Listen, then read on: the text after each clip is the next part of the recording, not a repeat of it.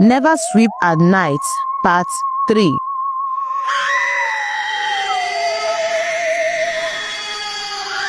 Mamugo stepped outside slowly, her face pale as shock. They want a replacement, she said. One spirit must stay behind, or they won't return her. The women and villagers began murmuring in fear. A replacement? Can we offer an animal? One woman asked, trembling. The head elder shook his head. No animal can carry a human spirit's weight. The spirits are not fools. So what do we do now? Amara said weakly, having regained consciousness. Are we going to let her stay there? We have until the third rooster call. Mamugo repeated. We must go to the shrine of the echoes. There is one last thing we can try, but we will need the one who saw her last. All eyes turned to Amara. She blinked, confused. Me? Yes, Mamugo said solemnly. You are her spirit mirror now. Her voice came through you. They have marked you. But I didn't do anything. You are connected now.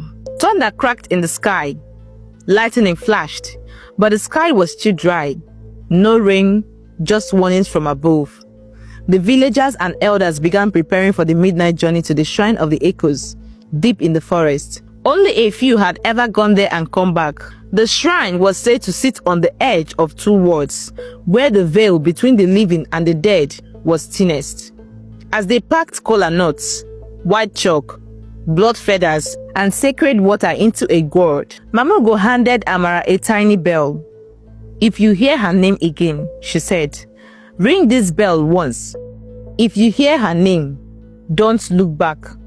They entered the forest as the moon rose high and pale above the trees. None of them noticed that back in the compound, the cracked mirror had now gone completely black. And in it, something was still watching. The forest swallowed them whole. The air turned colder as they stepped deeper into the path that led to the shrine of the echoes. The leaves above barely moved, even though the wind whispered through the trees like a chorus of lost voices. Every twig that snapped underfoot sounded like a scream, and even the crickets had gone silent. Amara held tightly to the tiny bell in her palm.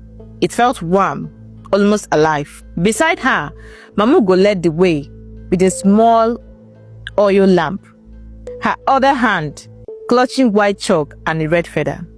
The head elder chanted softly as they walked, marking trees with symbols of protection. Behind them, two young men carried the sacred gourd, wrapped in palm fronds. No one spoke unnecessarily.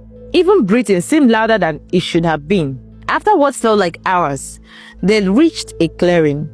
There it stood, the shrine, an ancient structure built from stones and skulls, half sunken into the earth. Vines wrapped themselves around it like fingers. At the very top, an owl sat, motionless, its glowing eyes fixed on them. This is the place, Mamugo whispered. As they stepped into the shrine, Amara felt it, a pulling, like invisible strings tugging at her soul. Her knees buckled, and she nearly fell. She's close, the head elder said, eyes closed. Mesoma is near. The owl above let a blood-calling screech and flew into the forest. A silence thicker than earth followed, and then a voice echoed from the trees. Amara! Amara! Come and see! Amara froze. It was Mesoma's voice, but Mamugo's warning echoed in her mind. If you hear her name, don't look back. Tears filled her eyes. Her body trembled. The voice sounded so real, so close. Mesoma, she whispered. The air changed, grew heavy. The shadows around them seemed to move.